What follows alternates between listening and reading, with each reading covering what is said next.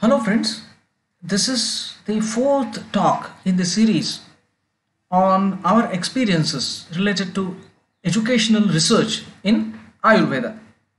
We have so far discussed our experiences in four different domains, and in this talk I will be explaining the experiences related to the research in the field of examination and assessment, and also our work related to different policy issues.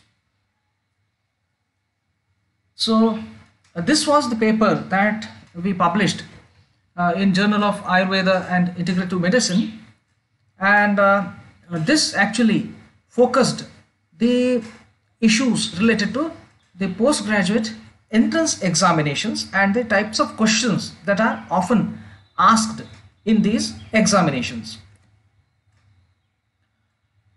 Though many educational reforms in Ayurveda are being proposed by educationists and health policy experts, the postgraduate entrance examinations that are carried out to select the candidates to pursue postgraduate programs have always received very little attention.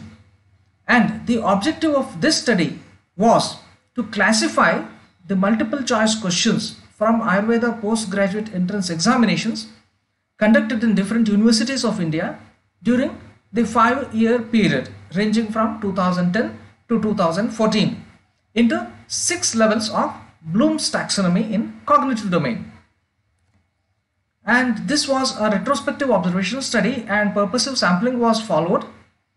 And in this study we included 3,299 multiple choice questions which were obtained out of 25 different question papers from different universities spread across 4 zones of India: north, south, west and east.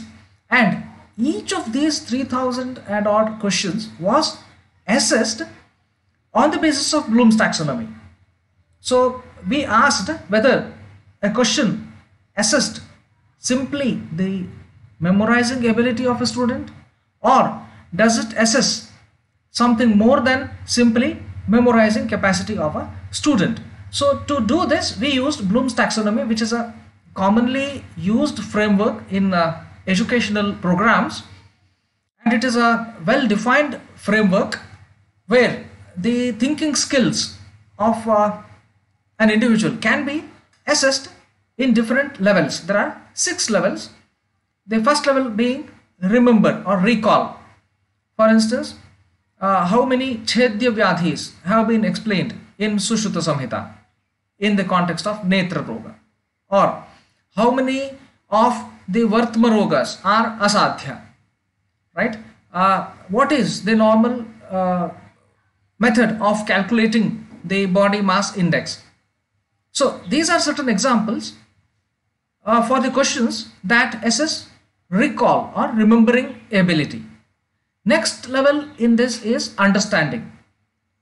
In this case, simply memorizing is not sufficient, right?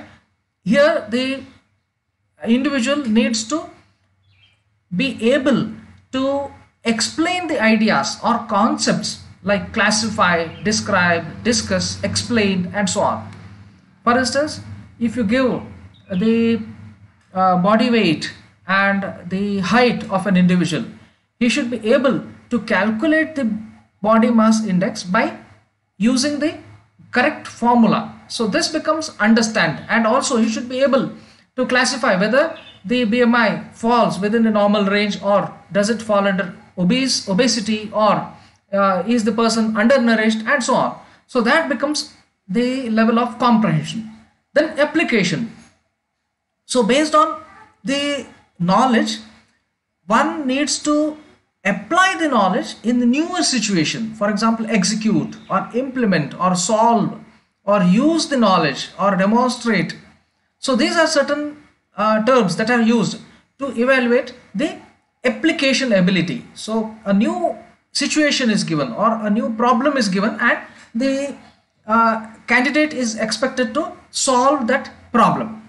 Then comes analysis. This is even higher than application, where the candidates are expected to draw connections among the different ideas. Then comes evaluate, argue or defend, judge. So these are certain verbs that are used to evaluate the evaluation abilities of a student. Then the synthesis or creation, where the person is evaluated for his or her ability to synthesize or create new things on his own or her own. So the multiple choice questions, if they are framed properly, carefully, they can assess all these levels of components or all these components of Bloom's taxonomy. So we were interested to know what kind of questions are being asked in postgraduate entrance examinations.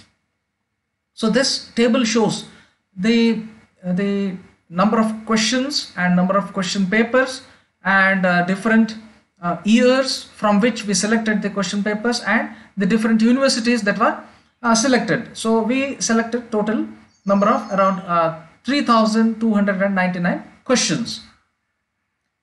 And this table suggests the results that we got.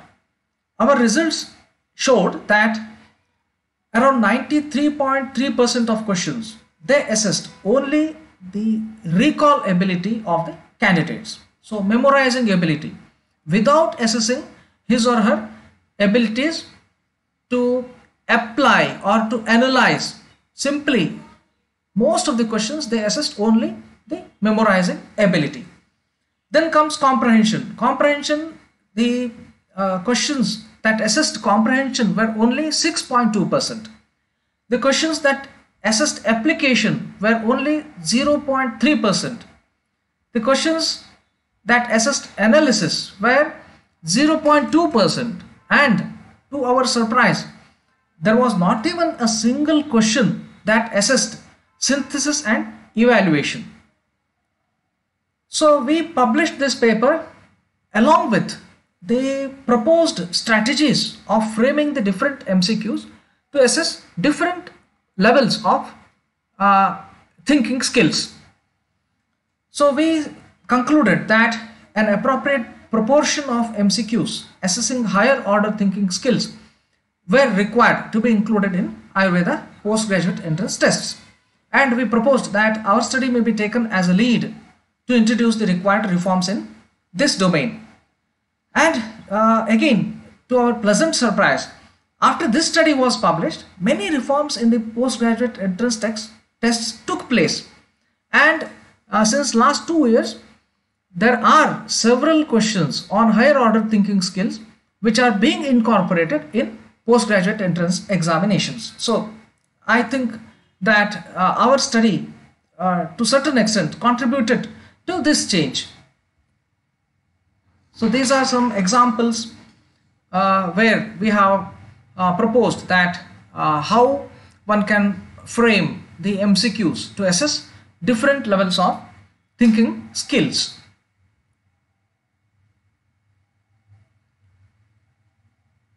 So we completed examination and assessment. Now we will come to our research experiences related to the policy issues. So this was a paper that we published a few years ago, and in this paper we proposed that there has to be some provision, official provision for interaction between the experts of different streams of healthcare systems. The AYUSH systems have their own institutionalized structure for monitoring medical education and practice in India.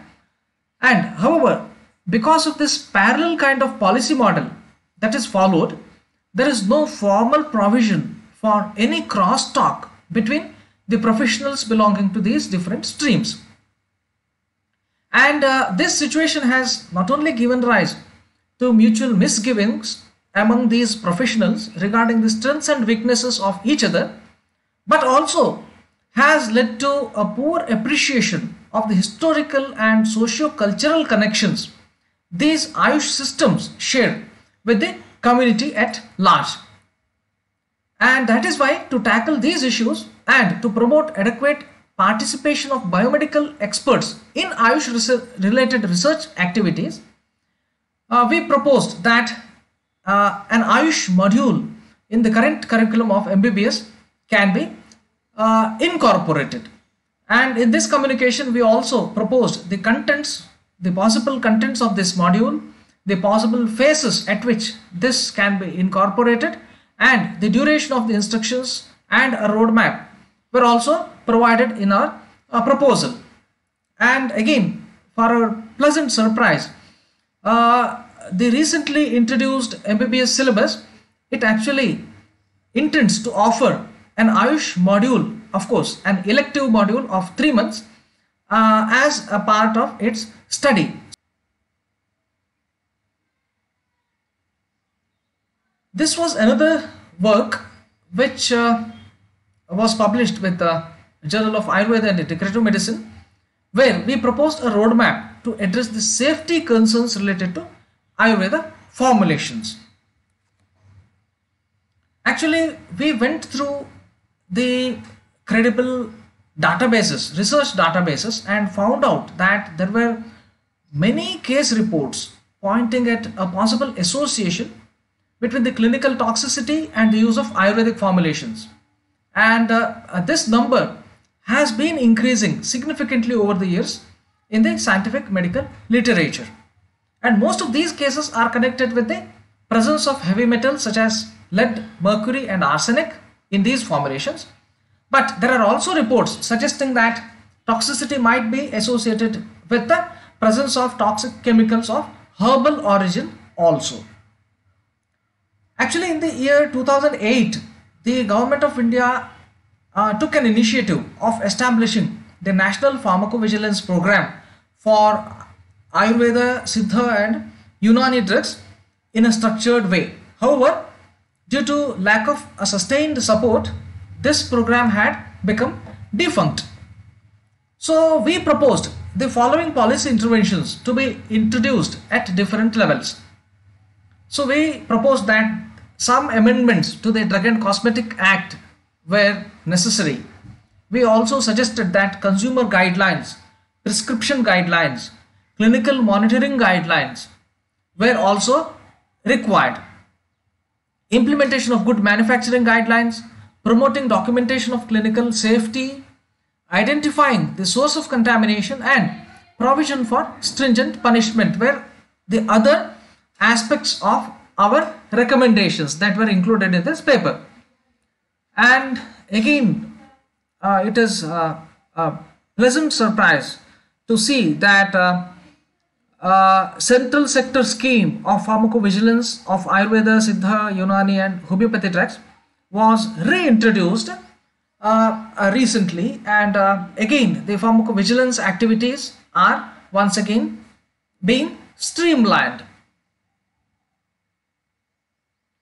This is an editorial that we authored in Journal of Ayurveda and Integrative Medicine, where we discussed the proposed National Commission on Indian Systems of Medicine NCISM bill, which was proposed, and we also aired certain concerns that we had with regard to this bill, and also we suggested certain changes actually. And in this paper we discussed the allopathic, AYUSH and informal medical practitioners in rural India. Actually, this was published when the NMC bill was being discussed in the Parliament. In this paper, we described how MBBS graduates as well as the institutionally qualified AYUSH doctors predominantly offered services in cities and townships. They often or mostly they do not practice in rural villages, and this makes lakhs of village households depend on unqualified medical practitioners. We gave several data to support our findings, and the issue of allopathic practice by AYUSH doctors was also discussed in this paper, and existing state policies that legitimize the allopathic practice by non-allopathic practitioners also was considered, and we observed that this legitimization does not actually help the rural poor. So this paper was actually about the rural healthcare delivery system, and also this kind of legitimization does not enhance the credibility of AYUSH systems. This is what we proposed, and we also advocated the reinventing of the pre-independent system of trained medical auxiliaries enrolled on a new schedule of the respective state medical register, authorized to give immediate medical treatment and making informed referrals for further diagnosis or specialized treatment. We also recommended the reinforcing the AYUSH systems to tackle emerging non-communicable diseases. So some of our recommendations were actually incorporated in the final draft of NMC bill. The research orientation in Ayurveda educational institutions, challenges and the way forward. This is another paper that was published with the Journal of Ayurveda and Integrative Medicine, which was authored along with multiple authors from different institutions. In this paper, actually, we examined the scenario of research orientation in Ayurveda educational institutions of India. We demonstrated through the data obtained by searching the scopus that the actual research output by these institutions is not very significant in terms of number of publications. We also showed that the recent trend of establishing standalone institutions of Ayurveda may not actually help in invigorating the research activities, since the research contributions from such institutions have always been very, very poor. Instead, we suggested that existing standalone institutions of Ayurveda be merged with other established central or state universities or other medical colleges. We also took up the question of designing the clinical trials that are suitable for Ayurveda, and we proposed an algorithm that may be considered for research in educational institutions. Along with that, we also gave several other recommendations to improve the research quality in Ayurvedic institutions. We proposed that evidence-informed policy making is the need of the hour, including the clinicians in the education system was also important. Making the curricula more attractive by including recent advances was also suggested. Introducing efficient faculty training programs was also suggested, and rigorous implementation of the existing regulations was also suggested. So with this, I conclude this part of the talk.